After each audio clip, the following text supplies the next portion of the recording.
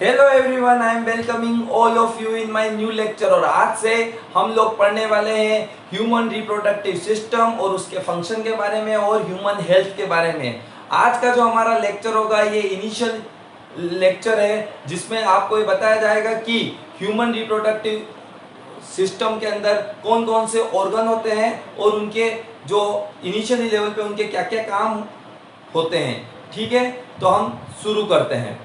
आपको पता है ह्यूमन बीइंग जो है वो सेक्सुअल रिप्रोडक्शन करता है, तो इसके लिए जो है सेपरेटेड जो है सेक्स ऑर्गन सेपरेटेड सेक्स में अवेलेबल रहते हैं। फीमेल में फीमेल ऑर्गन और मेल में मेल ऑर्गन रहते हैं। यहाँ हम ये पढ़ेंगे कि कौन से ऑर्गन जो है वो मेन है, कौन से ऑर्गन एसेसरी है और एसेसरी ऑर्गन्स का डेवलपमेंट किससे हुआ है। तो हम शुरू करते हैं human reproductive system and human health पे हमारा नई यूनिट। ठीक है, देखिए आपको पता है कि मेल और फीमेल में अलग अलग ऑर्गन होते हैं। पहली बात करते हैं हम मेन या प्राइमरी ऑर्गन की। इनको प्राथमिक या मुख्य ऑर्गन बोलते हैं। क्यों बोलते हैं? क्योंकि इसके अंदर ही क्या होता है, सेक्सुअल रिप्रोडक्शन हो रहा है तो गेमीट फॉर्मेशन होगा। तो जो ह्यूमन बीइंग का मेल होता है उसमें टेस्टिस वृषण इसमें मुख्य भूमिका निभाते हैं। वृषण जो कि दो होते हैं, कहाँ पर पाए जाते हैं? कंप्लीटेशन ऑफ एम्ब्रियोनिक स्टेज ये कहां पे मिलते हैं आपको? स्क्रोटम में मिलते हैं।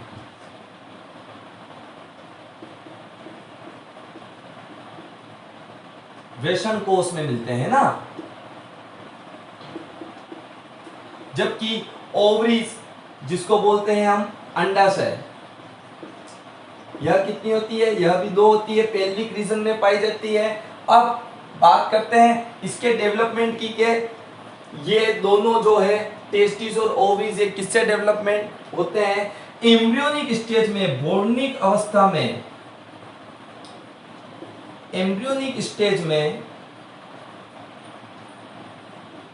दोनों ही, चाहे वो ओवरी हो चाहे टेस्टिस हो, ये किससे डेवलप्ड होते हैं? मेसोडर्मल टिश्यू से।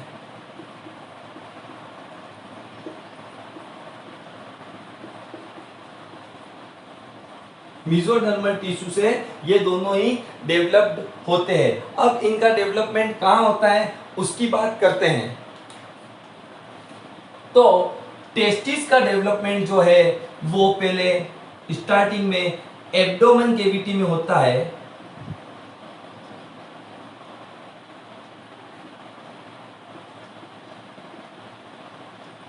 एब्डोमेन कैविटी आपको पता है क्या होती है? एब्डोमेन कैविटी उदर गुहा।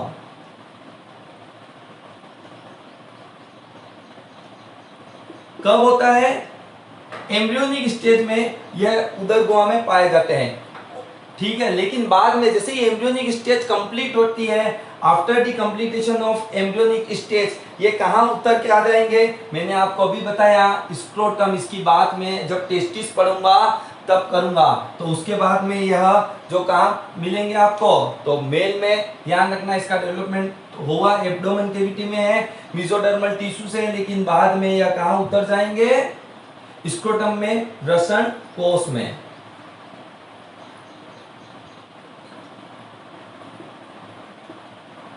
ये बच्चों वृषण कोष में आ जाते हैं। ये बहुत स्पेशल बात होती है हमारे मेल के लिए। ऐसा क्यों होता है इसकी सारी बात जब अपन टेस्टिस पढ़ेंगे तब मैं आपको बताऊंगा। क्योंकि आपके जो बॉडी टेम्परेचर है, स्पर्म जो है उतने टेम्परेचर को पर जो है सर्वाइव नहीं कर पाते, इसलिए वो स्क्रोटम में उतर आते हैं। वही ओवरीज की बात करूं तो वो बच्चों हमेशा एब्डोमेन कैविटी में ही डेवलप्ड होगी और वहीं पे मिलेगी। पेल्विक रीजन जो है उस जगह है ना, यह एब्डोमेन कैविटी में ही मिलेगी हमेशा।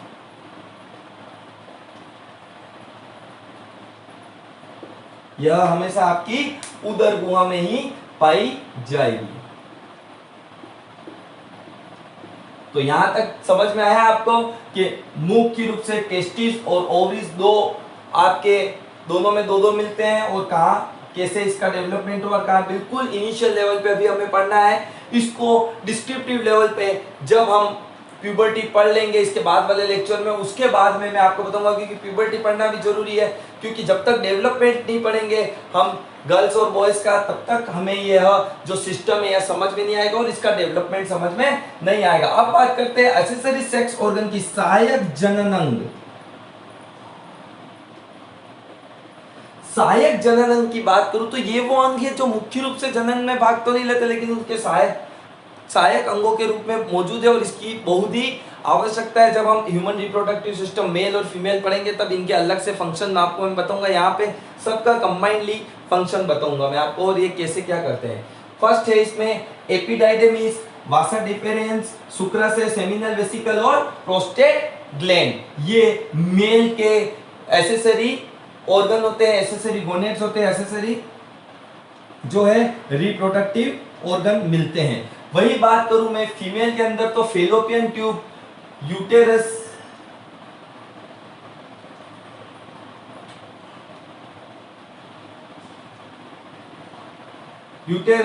फंडस, वेजाइना और ब्रेस्ट जो है ये आपके फीमेल के एसेसरी रिप्रोडक्टिव ऑर्गन है। फेलोपियन ट्यूब को हम बोलते हैं अंडवाहिनी,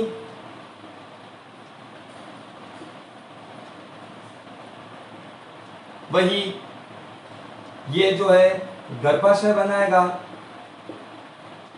वेजाइना योनि, और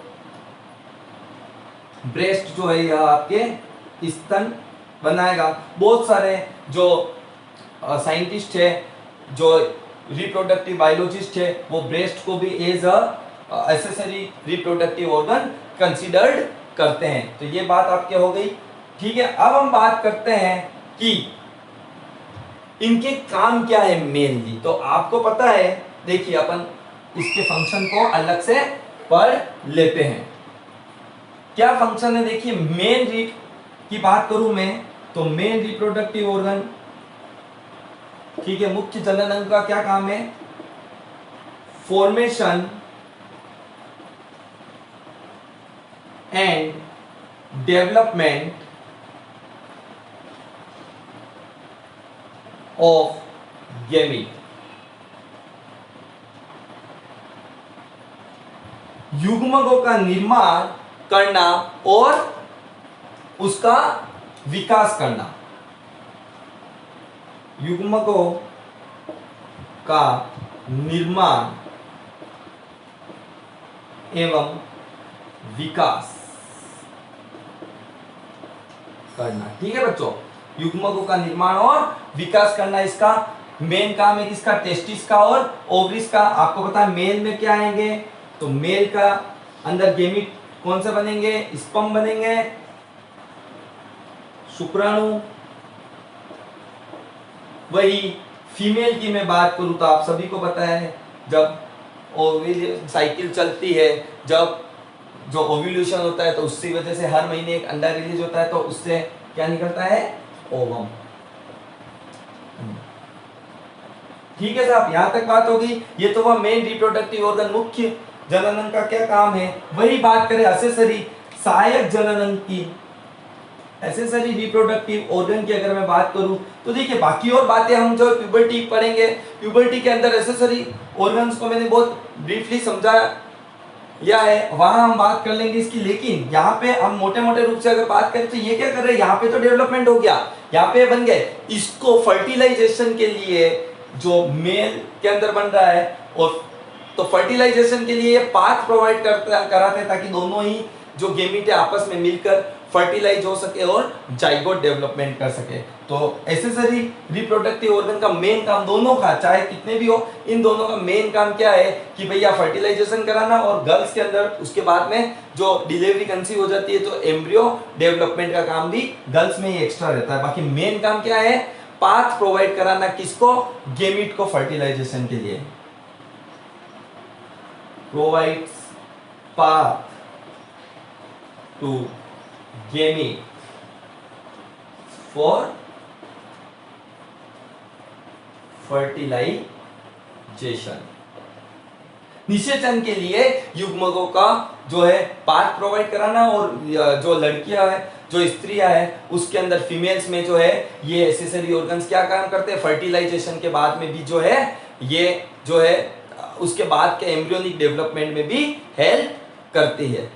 अब हम बात करेंगे कि एसेसरी ऑर्गन का डेवलपमेंट जो है वो कैसे हुआ, वो किस तरीके से जो है एम्ब्रियोनिक स्टेज पर जो है एसेसरी ऑर्गन्स का डेवलपमेंट हुआ और गोनेट्स का डेवलपमेंट हुआ।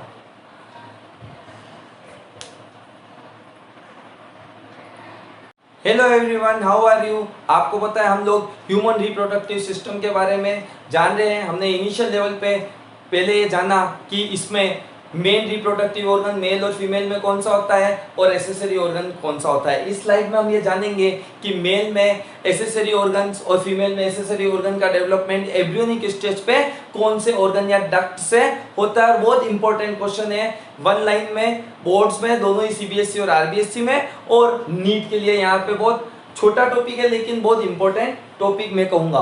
देखिए पहले हम मेल को देखते हैं। तो मेल के अंदर दो डक्ट होती है बच्चों, एक है वुल्फियन डक्ट और एक है मेसोनेफ्रिक डक्ट। वुल्फियन डक्ट आगे जाके वास डिफरेंस का डेवलपमेंट करेगी, वही मेसोनेफ्रिक डक्ट जो है वो क्या करेगी, रिग्रेशन ऑफ मुलेरियन डक्ट करेगी। मुलेरियन डक्ट देखिए एम्ब्रियोनिक स्टेज में जब गोनेट्स का डेवलपमेंट होता है तो सबसे पहले मुलेरियन डक्ट डेवलप्ड होती है, और मुलेरियन डक्ट का अगर आगे जाके फर्दर डेवलपमेंट होगा तो हम देखेंगे तो उससे फीमेल बनेगी, और अगर मुलेरियन डक्ट का रिग्रेशन हो जाएगा तो उससे मेल डेवलप्ड होता है, और ये काम कौन करता है, मेसोनेफ्रिक डक्ट करती है। Very important. फिर और आगे आते हैं, दो और इंपॉर्टेंट डक्ट हैं यहाँ पर मेल के अंदर। मेल जब एम्ब्रियोनिक स्टेज में है तब एक है पेरा मेसोनेफ्रिक डक्ट जो सेमिनियल वेसिकल का डेवलपमेंट कर रही है, लेकिन इसके साथ ही एक और होती है यूरोजेनाइटल साइनस,